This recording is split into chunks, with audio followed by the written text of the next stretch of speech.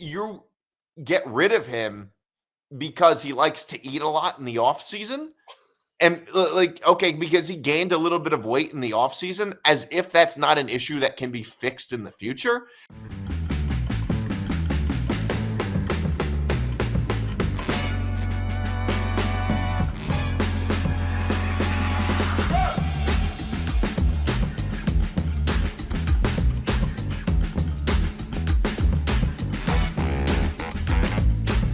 Hey, what's up, everybody? I'm Nick DiMartino. That's Ben Kruse. This is episode 52 of Moving the Goalpost. You can follow us across social media at MTGP ETB. You can follow the Empty the Bench Network at ETB Network. You can follow me on Twitter at Nick DiMart. You can follow Ben at Ben Kruse144. You can follow all Empty the Bench. You can find all Empty the Bench shows on YouTube.com/ETB Network. You can listen to all Empty the Bench shows on ETBpodcast.com, and you can listen to this show, Moving the Goalposts, wherever you get your podcasts. And make sure to like and subscribe. And this show, Moving the Goalposts, is presented by Playback. Watching sports is more fun with others, but we spend too much time watching alone. Playback is a virtual space where communities can stream live sports together with everyone perfectly synced up. Creators can hop on stage, deliver their own play-by-play analysis and commentary, and invite viewers up for Q&A. Playback makes watching sports fully interactive and a social experience. From playing fantasy sports, repping your favorite players and teams, and watching with the commentators and communities you care about. Win or lose, sports are best enjoyed together. Join our community by going to playback.tv/ETB Network to find out more, including our live stream schedule. All right, so how you doing, Ben? Doing good. There's been obviously a ton of stuff that's been going on in the sports for the last couple of days that we'll get into tonight. And yeah, I'm doing well. How are you? I'm doing all right. I'm still a little shocked. I think all of us kind of are. This Luka Doncic and the Anthony Davis trade. This is the most flabbergasting thing we've ever seen. A lot of people were pointing out how it really doesn't make any sense for Dallas, obviously, but we can get into that in a minute because we can get into the legit, the details of this trade and how it will affect each team. But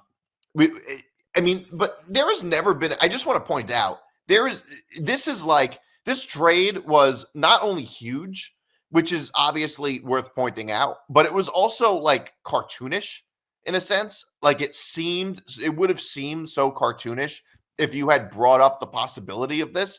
I mean, even if you look at like sports commentators and podcasters that might have hot takes for what teams should do what, I mean, this type of scenario never would have even crossed anybody's mind. I mean, you would have to be like Shakespeare to be creative enough to come up with a situation like this. I mean, I've never seen, how many people pointing out on social media that this trade wouldn't even go through in NBA 2K. That's how crazy this trade is. Like, this type of trade would not even go through then. Not to mention the fact Luka Doncic didn't even request a trade. It's not like he said, I want out. It's not like, there's just so much stuff about this trade that makes no sense. And I think there's going to be a lot of conspiracy theories about it too. There's going to be a whole lot of conspiracy theories about this trade. It is crazy to me that a whole front office came to that conclusion that the Mavericks did. I don't know. What were your thoughts on this? Madness, to say the word. I didn't know that March started a month early when it came to sports news because I've always known it for the next month. But here we are.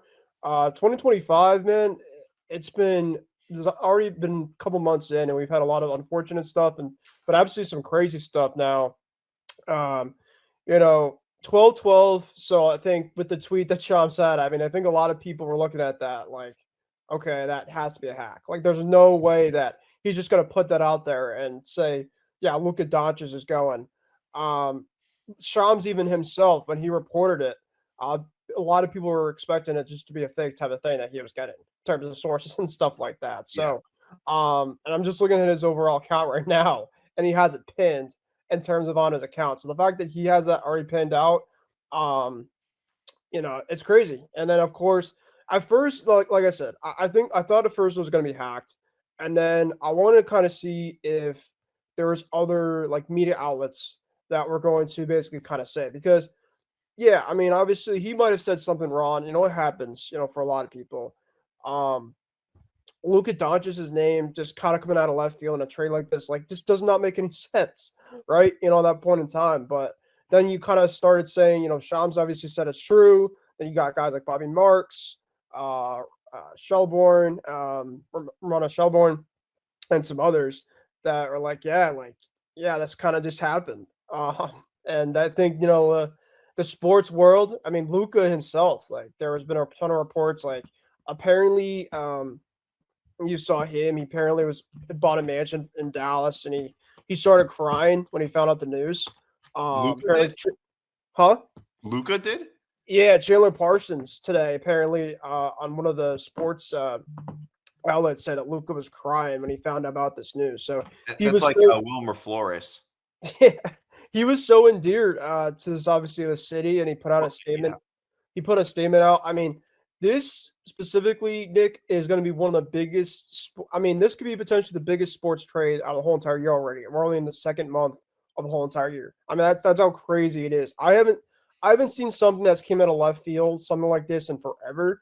Um, but I mean, just looking at the overall standpoint of this, I mean, the Mavs GM is a complete dumbass. Basically, in terms of you trade away a generational superstar in his prime, and understand that apparently, partly in terms of why they wanted to move him was because of him being out of shape. His defense isn't great. Obviously, as a Celtics fan, of course, kind of see Luka play a lot in the finals.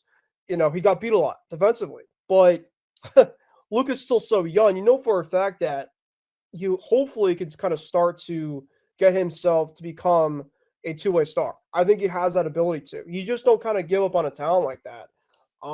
And as great as Anthony Davis is, he's obviously getting up there in age. He's declining. He can't stay out there on the court a lot. He's very injury prone. He's a very, very good player. Don't get me wrong. But the fact that the Mavs front office is basically saying that this move is better for the long run, I just think is absolutely stupid. It's ludicrous. I just, there's really no explanation to basically say it when you essentially trade away a guy in his prime. And then of course, in this deal, you have Utah Jazz that are just kind of there as well too, because they're obviously part of the three team. But yeah, just a ton of emotions, and it's eye popping. Like, this came out of nowhere. Yeah, well, when you look at it from both sides, I mean, I think it's fairly obvious why the Mavericks did what they did, which is now just because I can see why they did it doesn't mean that it's a smart move. Yeah, I see why they did it. I know why they did it. It's fairly obvious. It's because they were concerned about him, about his injury history, and they were concerned about him. Like he play, like him not giving you, 70 or more games or whatever the case may be. Although last year I think he played he played 70 games last year and led the team to the NBA Finals. So it's hard to, I don't know how you take that away from him. But yes, they were obviously concerned about his two things, his injuries and his conditioning. They were concerned about him showing up 30 pounds overweight, apparently. You're showing up at like 260 or 270 or something like that. And when he was heavy. Okay. To me, it's just like, you have one of, not even arguably, a top 5 current NBA player who is 25 years old. Yeah. And you get rid of him because he likes to eat a lot in the off season. And okay, because he gained a little bit of weight in the off season, as if that's not an issue that can be fixed in the future. I mean, I think to me, that's just ludicrous. It's not even like, I understand it's an issue I understand completely that it's an issue that you're going to have to address, but I think that's actually kind of crazy. That's that is just batshit insane. If that's the reason why if they said, conditioning and injuries. I mean, second of all, the other thing is, if you're talking about availability, I mean, Kyrie Irving and Anthony Davis are beacons of availability. I mean, just objectively speaking, they are less available than Luka is. Yep. They've been less available than Luka. I mean, just from the start of Luka's career, Luka Doncic has played more games than Kyrie and Anthony Davis. Not to mention the fact that Anthony Davis and Kyrie are both older than he is. 6 and 7 years, respectively. And it's probably, and for Anthony Davis, at least in his case, is certainly going to get worse because as he ages, he's gotten a lot. He's become more injury prone. And I like Anthony Davis as a player, but just by any objective measure, he misses a lot more games than Luka does.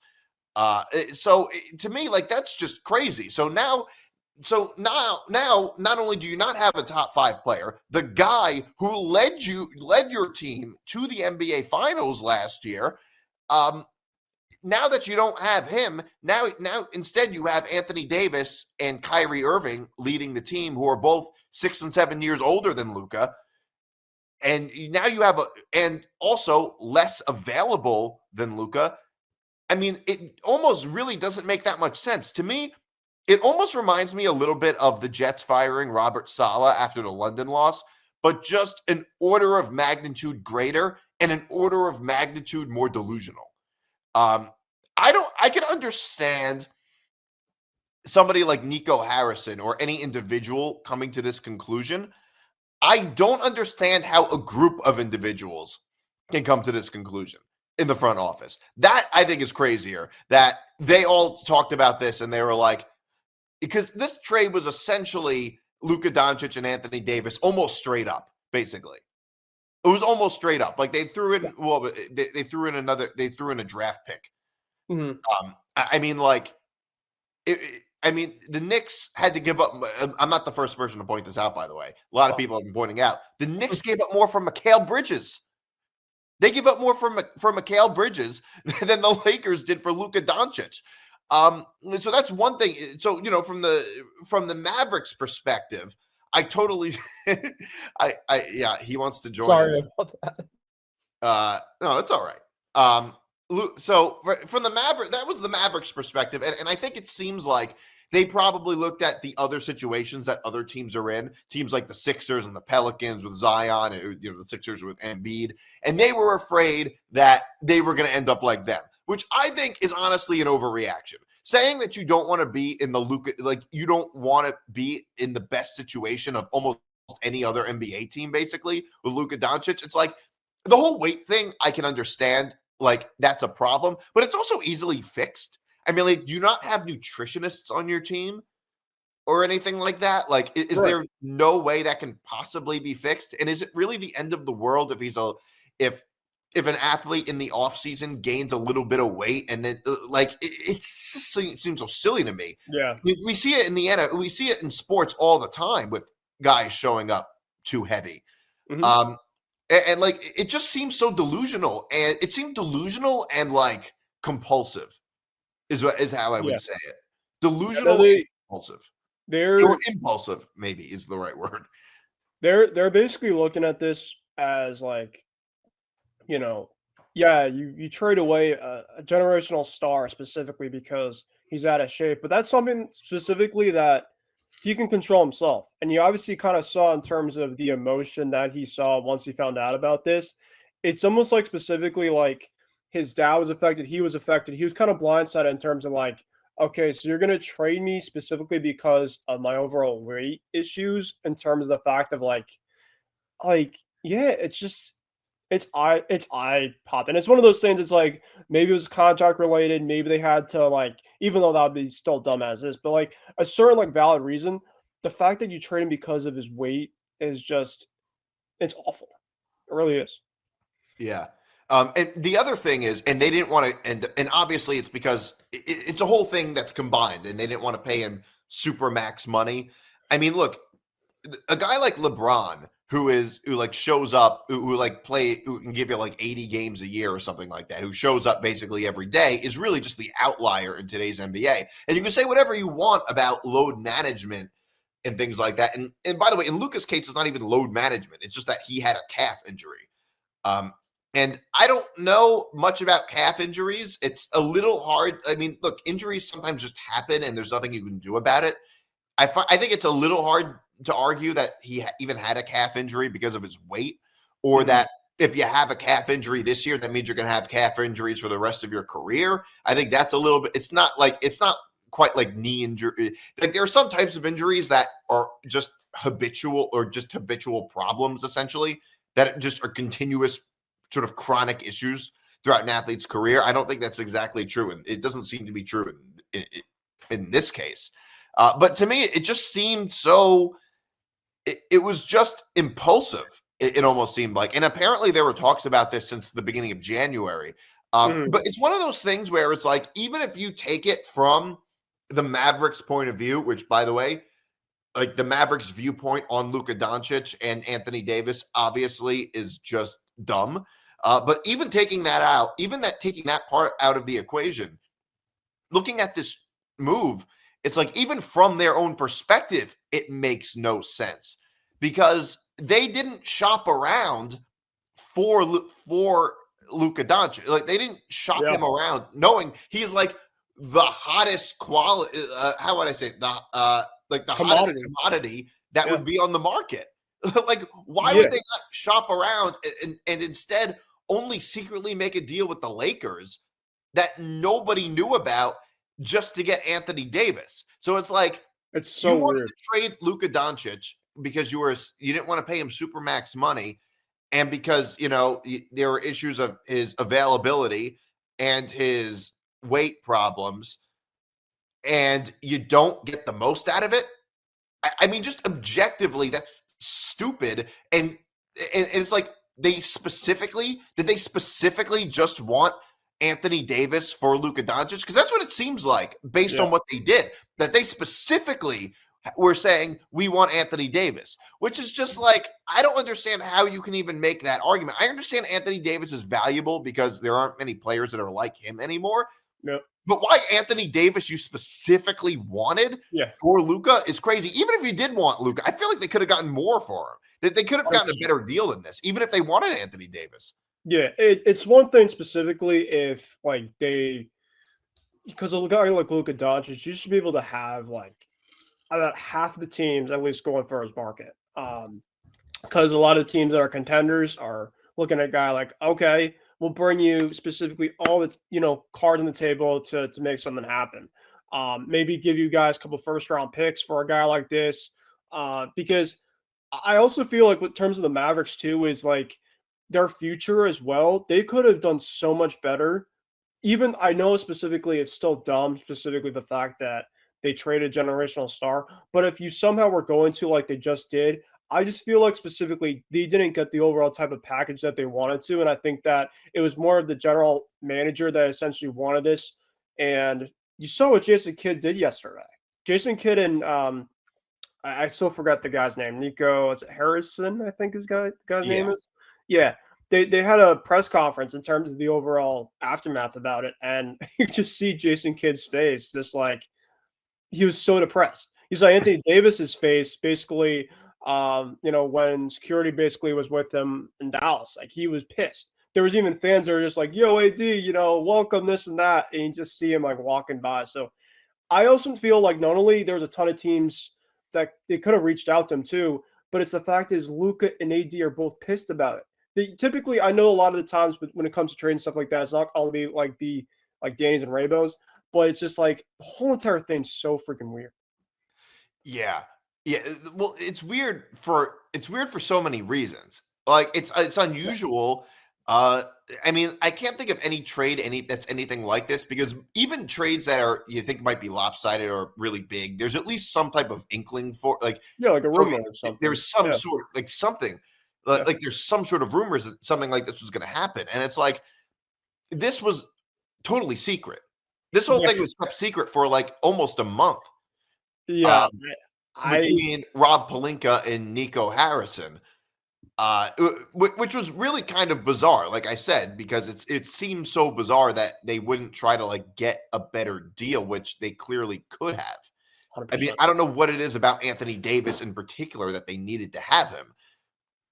And like I said, if you're concerned about his availability, so you get an even older guy, you trade Luka Doncic for Anthony Davis, who is not only older but also less available than Luka is. I mean, like, even if Luka is like, even if the things they're saying about Luka are 100% accurate, which I don't know, they might be embellishing it a little bit. Even if they were 100% accurate, I would still take a 270-pound Luka Doncic over Anthony Davis. And that's no disrespect to Anthony Davis. He's a very good player. But I mean, these two players, even if Luka is totally out of shape, is still way better than Anthony Davis. And also, like I said before, more available than Anthony Davis consistently. So that part I don't really get.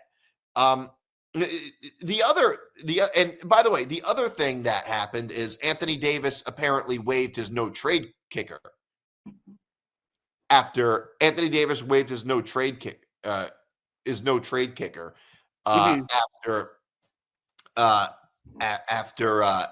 after getting traded to the Mavericks, which I also thought was, interesting. So do we have breaking news? We do have some breaking news here on the stream, Nick. Cooper Kupp, and I know we talked about off the air about Myles Garrett in terms of potentially on this show that he requested a trade this morning. But now Cooper Kupp, the longtime Los Angeles Ram, has just pointed out on his X a long statement in terms of he's been informed that he is now going to be moving ties and cutting ties with the team, and he's going to be available for the trade. So it looks like his long-term time with the Rams is over. So got some breaking news up. Wow. So I'm looking for it right now. Are you sure this is real? This is real. It's from Adam Schefter put it out. There's already multiple things about it. And yeah, Schefter just put it out as well. I mean, I'm sorry, Rap Sheet. He also put it there as well too. So, yep. Wow. So it's not. Wow. That's. I'm not surprised. Like there was reports potentially that with the Rams that between him and Stafford, like there could have been potentially them both moving on, possibly, or maybe Kupp could have been available for trade. But yeah, now obviously the week that's been going on in the sports world, Nick. I mean, there's just so much that we could talk about. Left. Yeah, I'm looking it up on Twitter right now. Yep. So.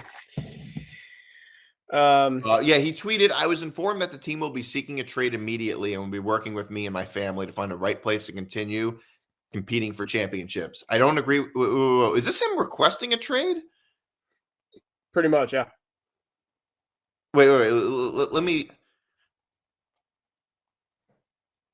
Yeah. But based on this tweet, it doesn't look like he requested a trade. It looked like he was told that he was going to be traded. Yes, but I think that maybe he requested it. I don't know, but yeah.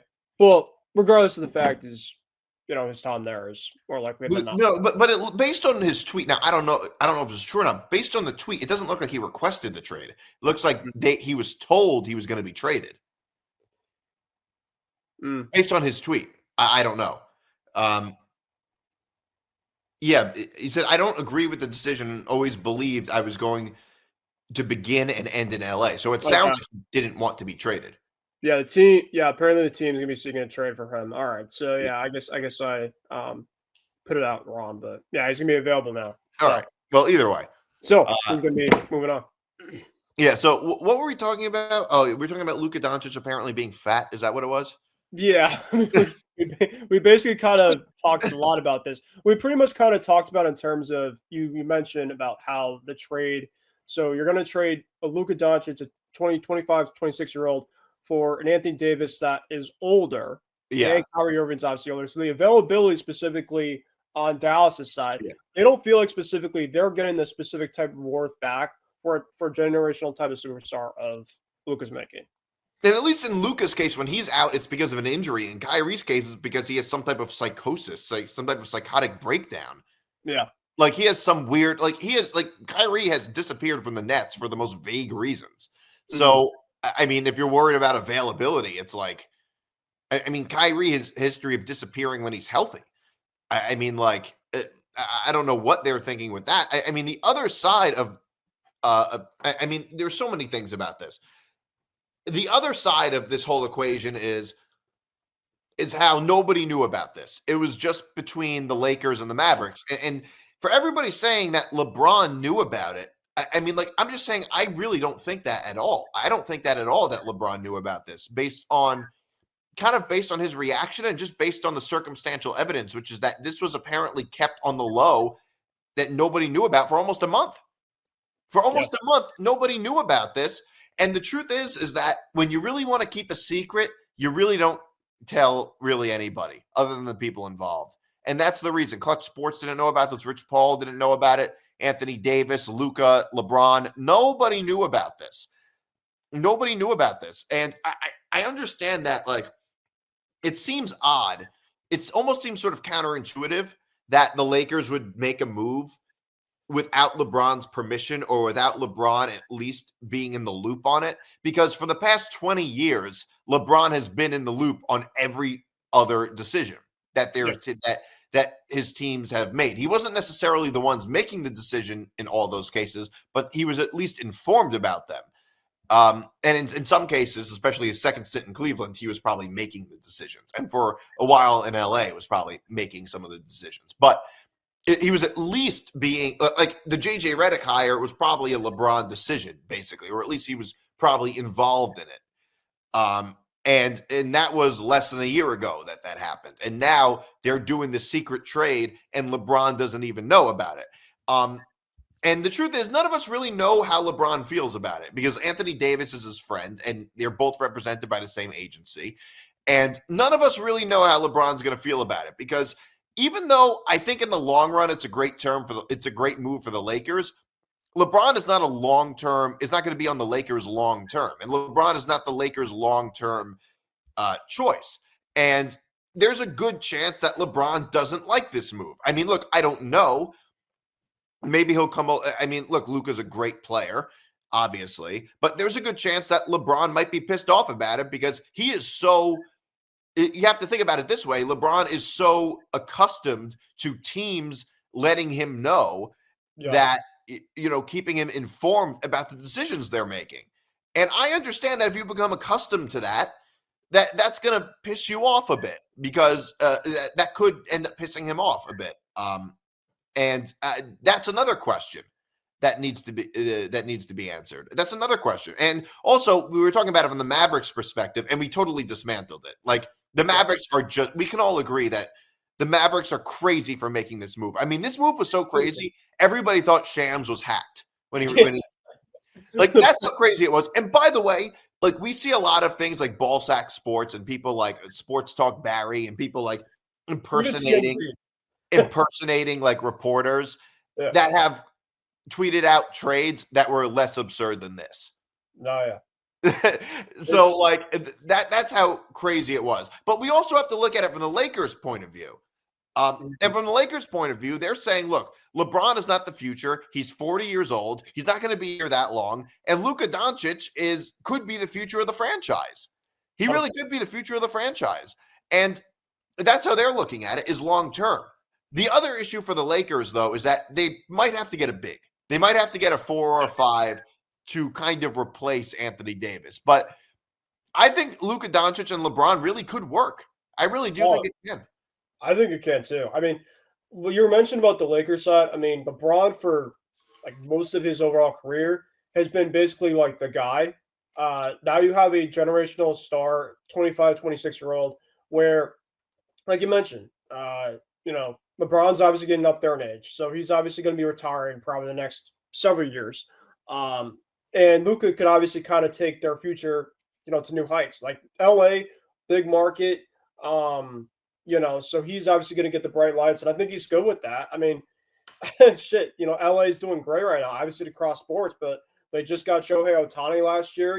They're basically now like the city that, I'm not saying that a bunch of other big market teams, aren't getting these big time stars, but LA currently right now, within the last 2-3 years, has just gotten all the stars specifically. And I know obviously Luka has been very endeared to Dallas, and obviously that the way they kind of, moved on from him is something that I don't think you're going to see very often from a lot of stars.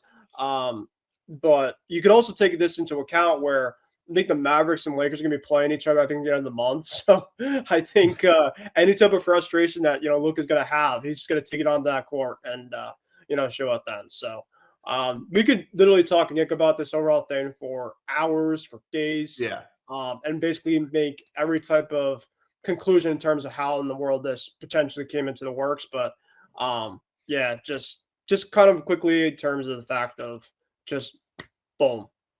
Yeah. Yeah, and for everybody talking about like, and I know the Mavericks were also worried about, like I said, they were worried about like him being very, i- i- him being like his problems with conditioning in the finals specifically.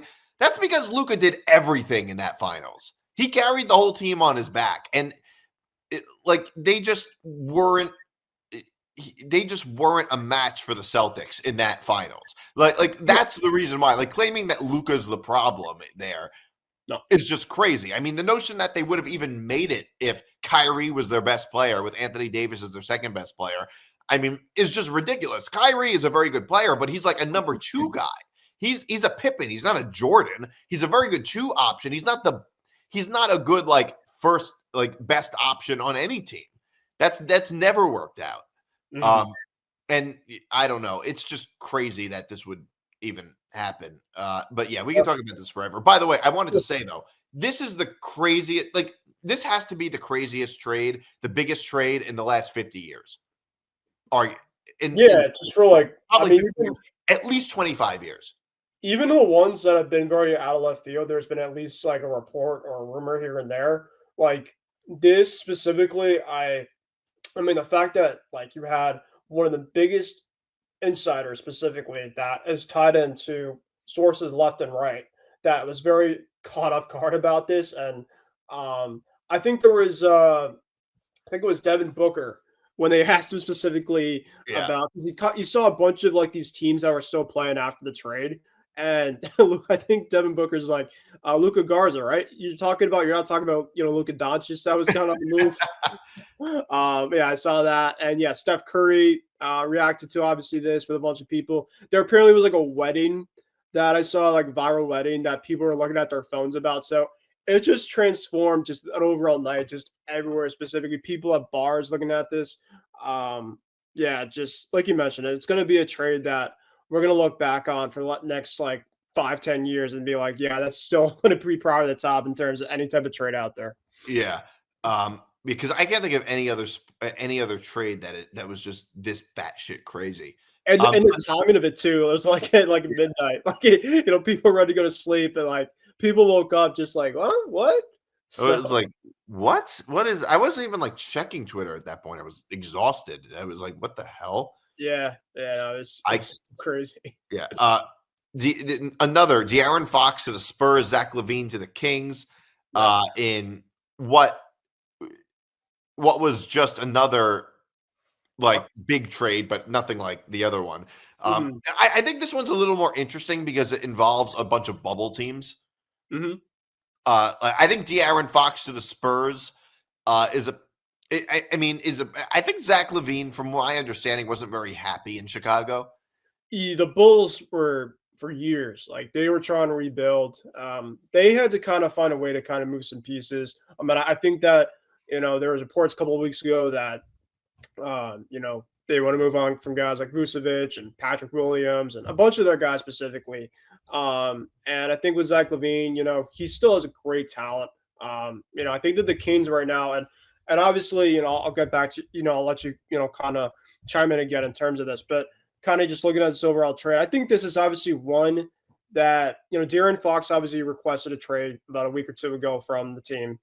Mike Brown, of course, him and Fox were very, Fox was really, um, close with the former coach, Mike Brown, who got fired about, I say like a month ago. And, the Kings obviously been playing really well in the, with this new intern coach. So it's kind of shocking that, he didn't want to stick with them. But I think that the Spurs, I think this is actually a win-win trade personally. I think that Zach LaVine gets to go gets to go to Sacramento and gets to team up with DeMar DeRozan, who they both play with each other over in Chicago. And then De'Aaron Fox, him and Wembanyama, I think is going to be a very good 1-2 punch over at San Antonio. And San Antonio didn't have to move guys, like Stephon Castle, Devin Vassell, a couple like of their young type of pieces, and they could really, get this like young core together, kind of going for the foreseeable future. So yeah, I mean, I think that this was kind of one in the works. I mean, kind of checking Twitter and a bunch of these other media sites. This was kind of one that it was kind of going to come at some point. And yeah, just back to back days of blockbusters, Nick. And crazy part is that we're just getting started. There's so many other names right now that are still out there in terms of guys. I just think personally that Luka trade. I think now we talked about untouchables. I mean, I know me and the other Nick here on the program were talking about last night in terms of some of these trades, including this one that we're talking about right now. And we talked about who really now is untouchable because we kind of saw, Luka Doncic. He was probably the number one guy out of a lot of guys that was untouchable, and he's traded. So, of course, it's a crazy business. There's obviously GMs. I mean, I don't think that a lot of them are going to be just like the Mavericks general manager, but I think that this kind of comes to show that, even the superstars are available, at least in some capacity, if something kind of occurred. So I think this is a win-win. I really like it from both sides. And yeah, I mean, they're both obviously going to teams specifically that have been playing pretty well as well, too. So I think that it's a good trade, obviously, for both. And hopefully they do well.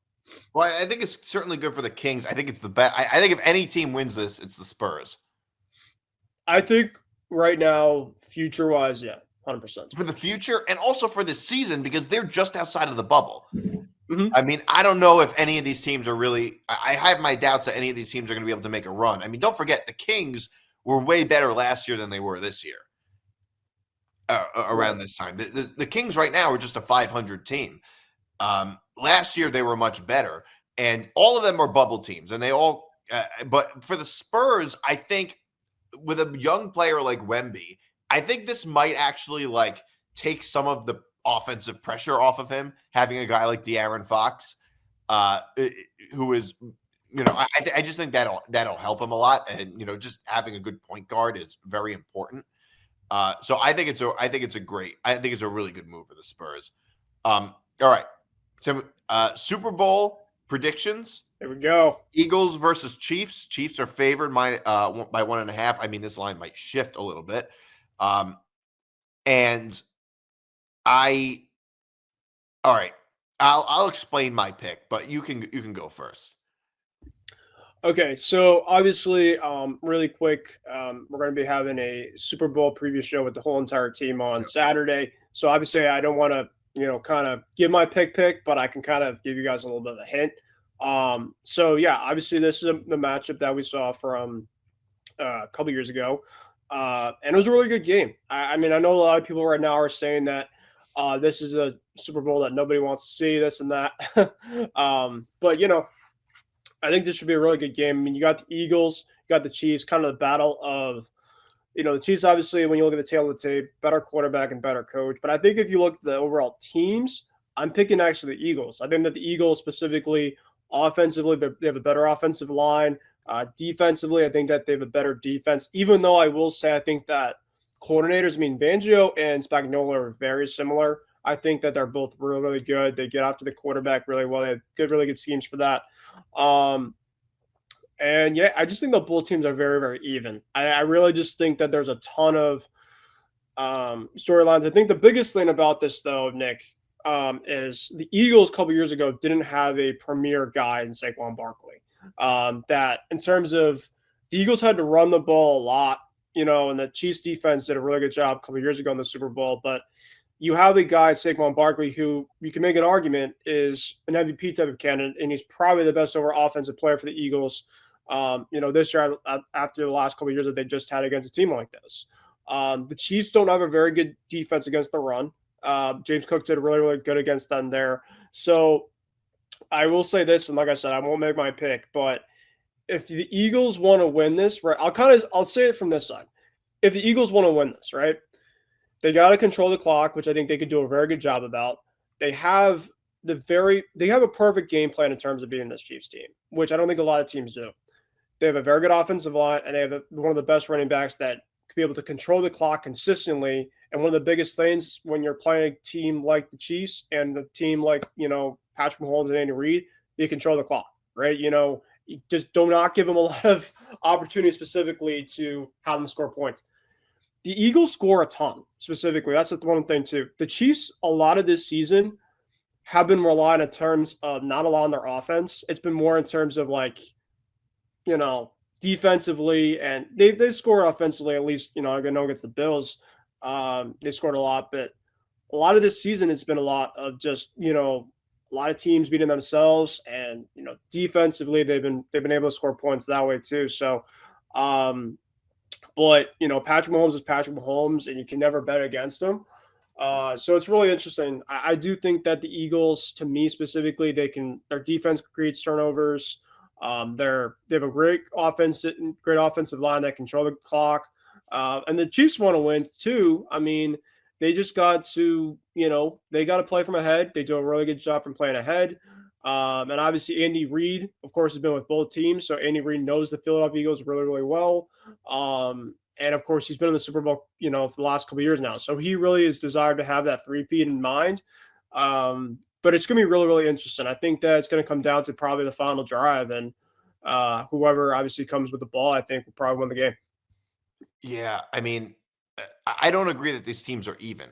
I don't think. I mean, they're both very good. I'm not saying the Eagles are not a very good team, but I don't think they're even. I think the Chiefs are definitely better. I think first of all, they have a better quarterback and a better head coach. That's one thing that I think is very underrated. I guess Well, I'll say not even really. I think outside of the quarterback and the coach, I think outside of that you can make an argument about it. Outside of the quarterback and head coach, I think that you can argue that the Eagles are better. However, In those terms two, of being even, though, or at least even. But I mean, those two factors are both very important, and those two things win or lose you games. 100%, I agree with that. So I mean, it's not that the Eagles aren't, but you can argue the Eagles are a more well-balanced team. Although the truth is, I don't think the Eagles are even a better team than the Bills or I think the Bills or the Ravens, and the Ravens are both better teams than the Eagles. And look, I like Jalen Hurts. I think he's a good quarterback, obviously, but he's not Patrick Mahomes or Josh Allen or Lamar Jackson or Joe Burrow or any of the best quarterbacks in the league. I mean, he's a very good player in a good situation. That's really what he is. But they don't exactly have the most dynamic. The Eagles don't exactly have the most dynamic passing game. And right now, the Chiefs, I think, are just better. They are just a better team. They have a better quarterback, a better head coach. I mean, I could see Nick Sirianni making some boneheaded decisions. But overall, just in terms of talent, I think the Chiefs are better at the more important places. Like that's where it's how I would put it. Better at quarterback, better at head coach. Both these teams have good defenses, and the Chiefs just know how to win. That's true. They really just know how to win. I'm not saying I think the Chiefs are going to blow them out or anything like that, because usually that's not what happens, but they know how to win in big spots. So my pick is the Chiefs. My pick is the Chiefs, and I think I'm going to go with the over. I think I'm going to go with the over. In terms of with you mentioning Jalen Hurts, and I think I've said this on the record for a while, in terms of I'm not the biggest Jalen Hurts guy. I don't think that he's great, but I don't think that he's bad either. Like you mentioned, I think that if you put him in the right situation like he is now, I think that he could be a game manager, and I think he does really good with it. I mean, you kind of saw against the Commanders that he does a really good job with it. I think really when you look at this game too, I don't think Jalen Hurts has to be like Josh Allen and put the cape on him to beat a team like the Chiefs. I think that he's already in a position right now in which he just has to do what he can to not fuck up this game. In terms of handing the ball off to Saquon and having him fumble, or him throwing picks left and right. I think specifically when you look at this overall type of game, they know specifically what the overall way that they win these games, and that's by the running game of Saquon Barkley. I mean, you've kind of seen this now for the last couple of weeks here in the playoffs. So in terms of Jalen Hurts, I know a lot of people obviously want to mention he has to be the specific person to win this football game. I could see here, quarterback's obviously the biggest position in terms offensively, in terms of most of the overall team, but there's a couple teams like the Eagles in which they've been able to win a lot of these games, not really focused solely on the quarterback, and they've done a pretty good job in terms of having no problem scoring these type of points. So I do think eventually, in a game like this, they're going to have Jalen Hurts make the plays. But I mean, so as of right now, they haven't really had to have him, be crazy, with the ball and putting them in the spot specifically for him to make crazy amount of plays for him to win these games. So I think that if they can control the clock, this and that, like I said, I'm not going to I don't want to obviously, put my pick in right now, but I think the Eagles have a chance. Yeah. No, I agree. I think the Eagles have a chance. I think it's going to be a good game. But like I said, just in terms of quarterback, head coach, Easily Chase. maybe even the refs. You know, No, yeah.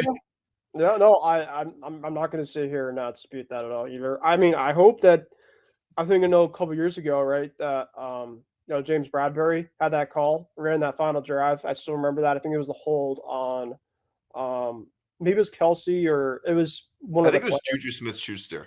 I think it was Juju Smith-Schuster, yep. And then of course that was 15 yards, and of course But it Bradbury. wasn't. It was the right call. It wasn't a bad call. Yeah. But like you just don't want to kind of hopefully see a call like in that same exact case on come Sunday.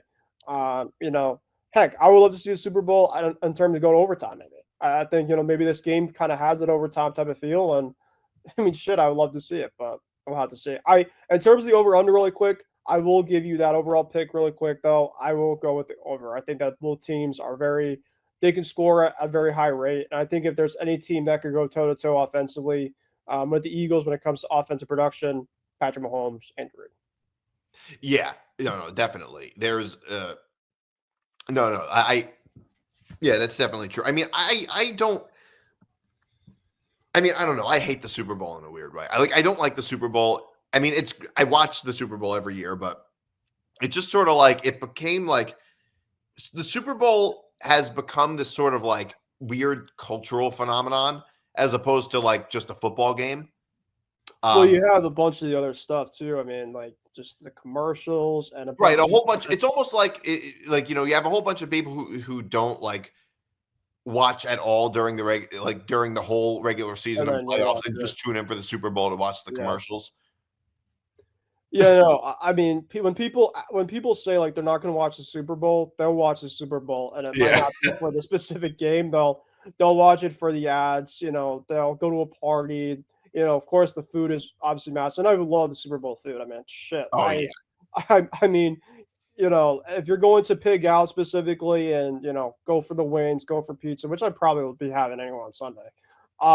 Yeah, I mean, outside of the game too, there's obviously stuff a lot that I love outside of the game. But I agree with you. I think that the Super Bowl, and another thing too is the pricing. I mean, like people, I think of course if you go to something like that. I mean, my dad has been to a couple in the past. Unfortunately, he was at the '07 one against the Giants. He's been to a couple really, really good ones. I think it's just a brand different type of experience. But in watching it's great. I think for a lot of viewers Yeah. that haven't seen it before, but you know, I The can thing see in is, terms of another reason to it. the thing is though, it's just a reminder that the season is over. That's And it. as soon as the Super Bowl ends, it's like, yeah, we're not going to have football for another basically 7 months. Hmm. I mean, Almost. though, with a lot of this trade stuff going on, I mean, I know the free agency, of course, is in another month or two, but physical games, I mean, people, I guess, can watch like the XFL, even though the XFL really doesn't do much. But like, yeah, no, when people say they're not going to watch it, and then it'd be like, yeah, well, if you're not going to watch it, then you're not going to be watching football then for another 4 or 5 months. So, Well, yeah, no. Yeah, it's just like this I is think the it. Super Bowl is just you try to extract as much football out as you can for another half a year. Yeah, Uh, is basically how it is. I mean, sure, there'll be news, off-season news, and things like that, but it's not the same thing as having games. right. Um, I don't know. So you saw Chip Kelly hired as the Raiders' offensive coordinator. I did, yeah. But, as a Ohio State fan, You obviously. lost both your coordinators. Yeah, I mean, shit. If it was going to happen, at least coming off of the national championship, I guess it had to happen that way. Obviously Jim Knowles over. We talked about Knowles actually last week. We Over did. he's going to Penn State. Which, by the way, that's got to be worse than Chip Kelly going to the NFL. Now he's going to a rival. Yeah, no, that one definitely hurt. Obviously, I mean, both of them both really hurt, but this one. We talked about Pete Carroll last week as well. He's obviously going to a very tough division over with Kansas City. Denver obviously made the playoffs last year. Chargers obviously are playing really well. So yeah, Chip Kelly. I mean, give him credit. I mean, Chip Kelly though, I don't know. I feel like he's just a much better, college coach. I mean, as a coordinator, maybe he could do well with the Raiders, but the Raiders also right now have to figure out their quarterback situation. Yeah. They're probably. I mean, I saw people talking about maybe JJ McCarthy. I think JJ McCarthy personally should be the long-term quarterback for the Vikings. But But that's another story for another day. But in terms of this overall move, I mean, I hope it works out. I do really like Chip Kelly, obviously, as the Ohio State OC this past year. So yeah, just obviously I wish him well, and he's obviously going against a bunch of great teams in this overall really tough division. I mean, yeah, I don't think Chip Kelly really. I don't really think Chip Kelly got a fair shot in the NFL as a head coach. No, He he was did. he got a raw deal. He was a pretty good coach his first couple of years with the he was pretty good on the Eagles for his first couple of years. He had his third season was bad, and they fired him after just one bad season. And then he went to the 49ers, and they went 2-14, and they fired him. But he was in these like the Niners that year was just an impossible situation. He didn't have any good quarterback that year. So I think he'd be and he's an offense. I would argue Chip Kelly's like an offensive genius. I think he'd be great as an offensive coordinator anywhere. But you can only do so much if you don't have a quarterback. That's the problem. Right. I saw people talking about maybe they get Will Howard, because he's obviously been with Chip Kelly already with Ohio State. I mean, they obviously don't have to probably do a lot because Chip Kelly is more likely than not going to probably just bring, his playbook from college over to the pros. And, if you got a quarterback that's been already with them for the national championship run, I mean, shit, I think that'd be awesome to see. But, we'll see. Yeah. Well, did you see this the story with Cam Newton? He said he wouldn't trade his MVP for a Super Bowl. First take, you say. Yeah, I heard, tidbits about it. I didn't really go into much of the story. But yeah, I'm not surprised. Well, yeah. Well, here's the thing, though. I mean, like, it sounds like a very Cam Newton thing. It's just a little odd to me that he would say that because I feel like he would be remembered a lot more fondly if he had won the Super Bowl than if he had won MVP. Like, even if he didn't win MVP that season, and if he traded his MVP for a Super Bowl, he would have been remembered more fondly. Even if he didn't play well in the Super Bowl, because that's what people are obsessed with when it comes to quarterbacks is did you win a Super Bowl or how many Super Bowls did you win? Did you win one Super Bowl or two Super Bowls? I mean, that to me was a little odd because I feel like he'd be remembered more fondly if he won the Super Bowl instead of the MVP. Yeah, no, Cam's one of the quarterbacks I think a lot of people when younger just kind of looked up to in terms of just an overall freak in nature. Obviously I loved him for that COVID year with the Pats. That was actually a really fun year. I know it just sucked that there was no fans because he's more of an entertainment type of quarterback when it came to just like all the big runs and stuff, this and that. But when you look at his overall resume and his stature, yeah, like you mentioned, people are going to obviously ask about the quarterback rings, right? And obviously he said he wouldn't trade his MVP. Okay, cool. Like, MVPs obviously are good. They're good for your resume. I'm not obviously disputing that, but if say you win an MVP and a Super Bowl, I think that obviously now that more brings a bigger track record. I mean, this kind of gives me like Lamar Jackson right now. I think Lamar Jackson, he's obviously a great quarterback, very dynamic. He's obviously won the MVPs, but what are people going to know him about right now? It's the MVPs. They're going to hopefully know him soon about winning a Super Bowl, right? But I don't think Lamar Jackson's going to come on here and say, I'm only trying to win MVPs. I'm trying to win a Super Bowl here. So I agree with you. I think that for him to say that specifically out of all guys, it's kind of surprising. Yeah. You see this Terry Rozier gambling investigation? Yeah, no, I saw somebody because obviously he was with my Celtics for a couple years, and he put an absolute stinker in Game 7 against LeBron, and somebody was like saying that he was betted apparently just from the in game for the Cavs to win that, but I don't know. Yeah, just a lot of people now just off a lot of these athletes, but of course Calvin Ridley was involved with this in terms of gambling in the past. You just see it not just from guys like Rozier, but it's becoming a really, really big issue. Well, apparently it's been a gambling ring and it's being federally investigated. In fairness, we don't really know if this is accurate or not. In his defense, we really don't know. It's an active investigation. He wasn't convicted of anything or charged with anything. Right. It's just, and the NBA investigated it too, and he was cleared. I think it's the Jonte Porter thing that brought it back. Basically, from my understanding, it's because there were a whole lot of bets coming in on his. There were a whole lot of like bets coming in on like his props, and in a game where and then later in that game he left. It was apparently in a game from I think it was March of 2023, so almost 2 years ago.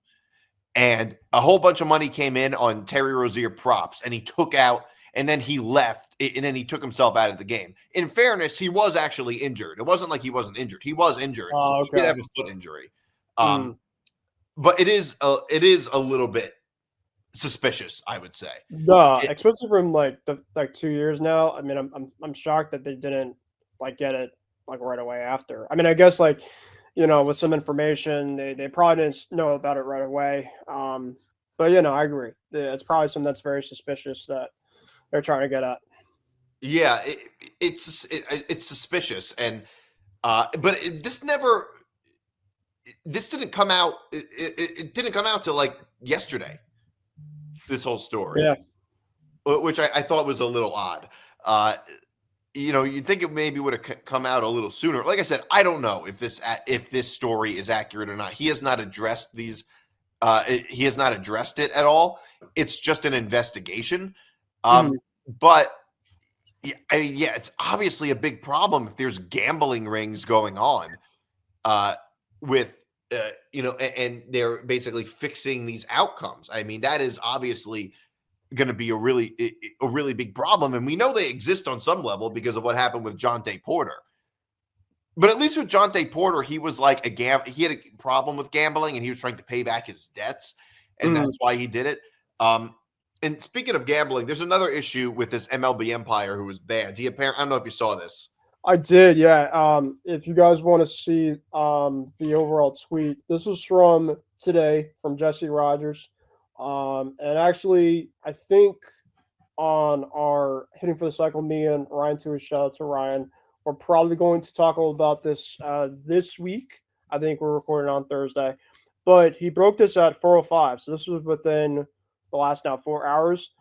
Breaking per MLB umpire Pat Hoberg. Hoberg, by the way, was one of the most well-known umpires out there.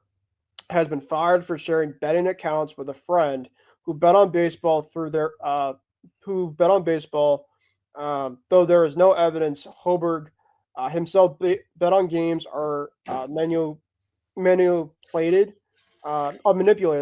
anything that he worked for. He also deleted messages central to MLB's investigation. Does anybody believe that? I don't know. Who shares a gambling account?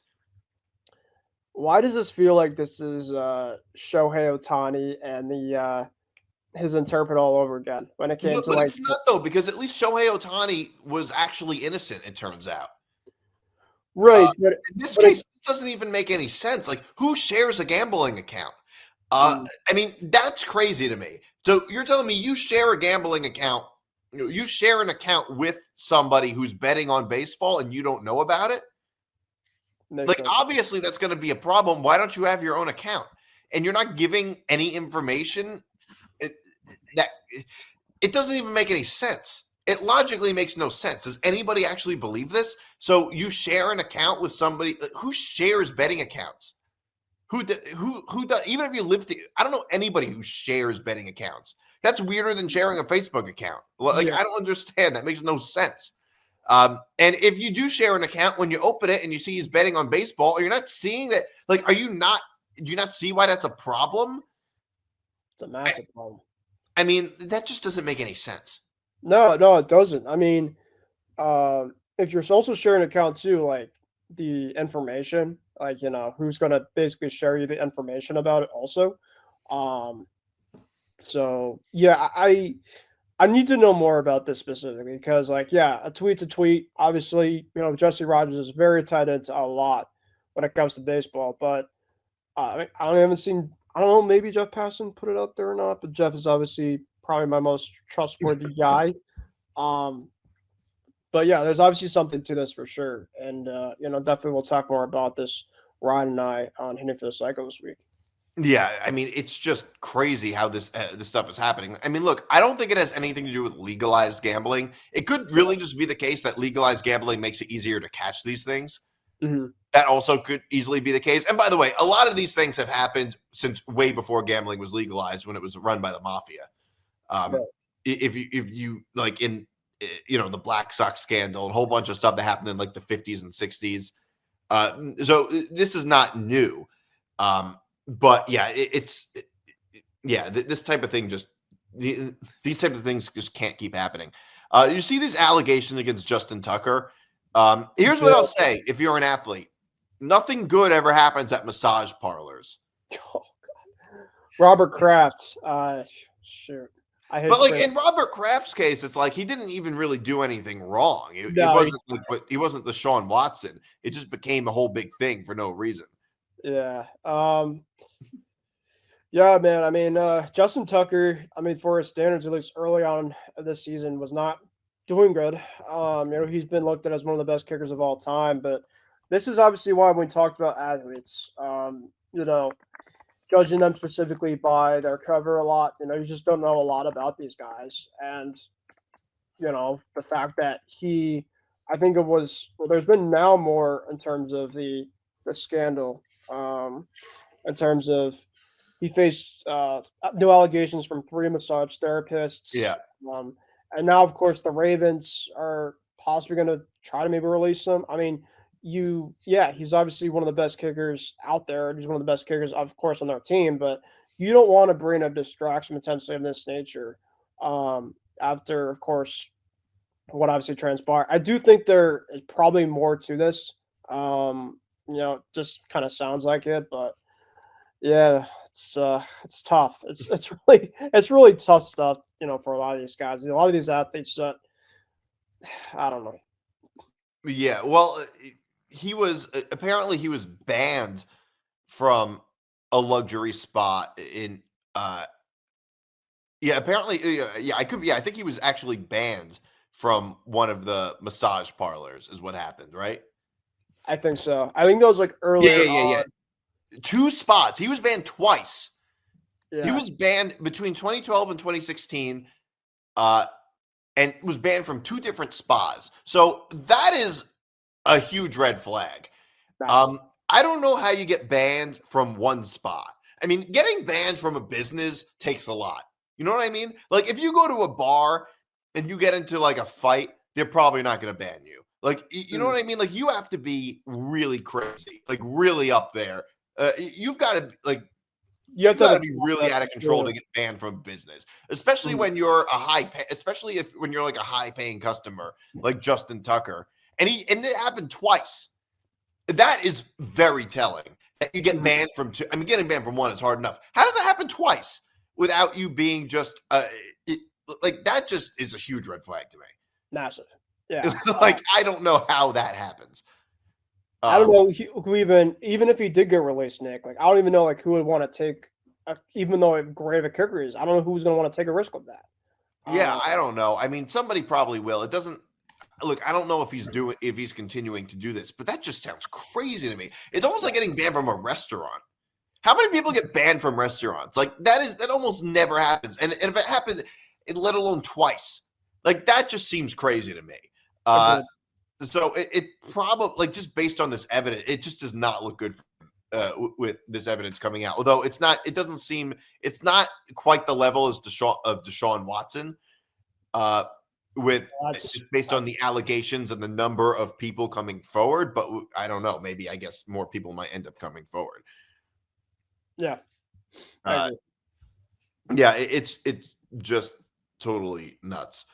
All right, so that's our show this week. Thanks for tuning in, everybody.